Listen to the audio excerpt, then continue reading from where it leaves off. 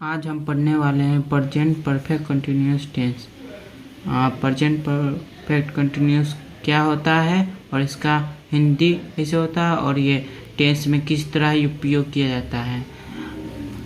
Present perfect continuous tense, जब शब्द के अंत में ता, रहा हूँ, ती रही हूँ, ते रहे हो, रहता हो तो स्ट्रक्चर इस तरह बनता है। स्ट्रक्चर सब्जेक्ट, फिर हैव बीन या has been plus verb form. जैसे मैं दौड़ता रहा हूँ, हमने यहाँ पढ़ा हूँ कि यदि शब्द के अंत में ता, रहा हूँ, ती रही हूँ, ते रहे हो, रहता हो तो स्ट्रक्चर इस तरह बनता है। शब्द के अंत में ता, रहा हूँ है, ये ता, रहा हूँ है ना, मैं दौड़ता रहा हूँ शब्द है तो पहले सब्जेक्ट आता है, सब्जेक्ट आई, मैं का आई हो जाएगा इंग्लिश में।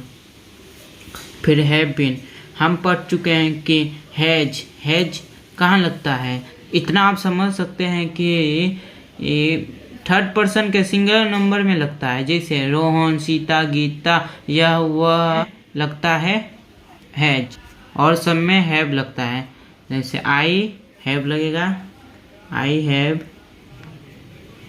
के बाद क्या है, बीन है, बीन के बाद क्या है, वर्ब फॉर क्या है, दौड़ना का रन होता है, रन का वर्ब फॉर रनिंग होता है, रनिंग।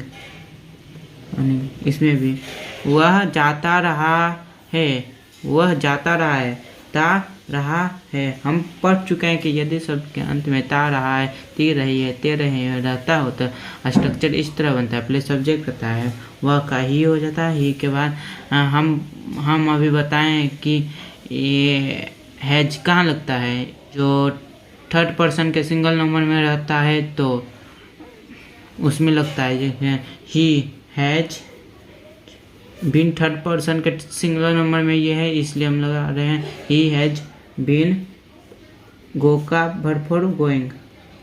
यहाँ पे इस स्ट्रक्चर से हम चल रहे हैं। तुम खाते रहे हो, ते रहे हो। तो आपको ये बात ध्यान रखना है कि ये आपको हमेशा याद रखना है ये दोनों। यदि शब्द के अंत में ताती, ते, रहा, रही, रहे, रहता है तो स्ट्रक्चर इस तरह बनता है और ये प्रेजेंट परफेक्ट कंटिन्यूअस टेंस है। तो यू प्लस सब्जेक्ट, फिर हैव बीन, खाते का वर्ब फॉर्म क्या होगा, ईटिंग। यहाँ पर मैंने आपके लिए बनाया हूँ कि कहाँ पर हैज और कहाँ हैव लगेगा।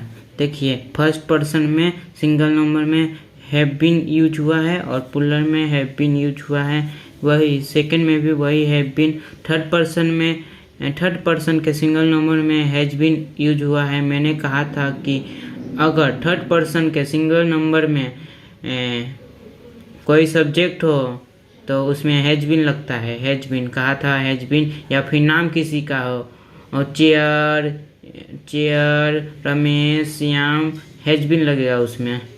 इसलिए पीछे में भी मैंने यही बताया हूँ कि अगर कोई व्यक्ति थर्ड पर्सन के या फिर कोई, आप इतना समझ लीजिए कि किसी नाम में हैज बीन लगता है। स्ट्रक्चर आपको याद रखना होगा समझने के लिए और बनाने के लिए भी। खुद से बनाएंगे तो आपको अच्छा रहेगा, क्योंकि आप खुद से बनाए हैं तो मतलब आप को याद भी रहेगा। इसलिए अगर वीडियो अच्छा लगे तो please like and subscribe my channel. Thank you.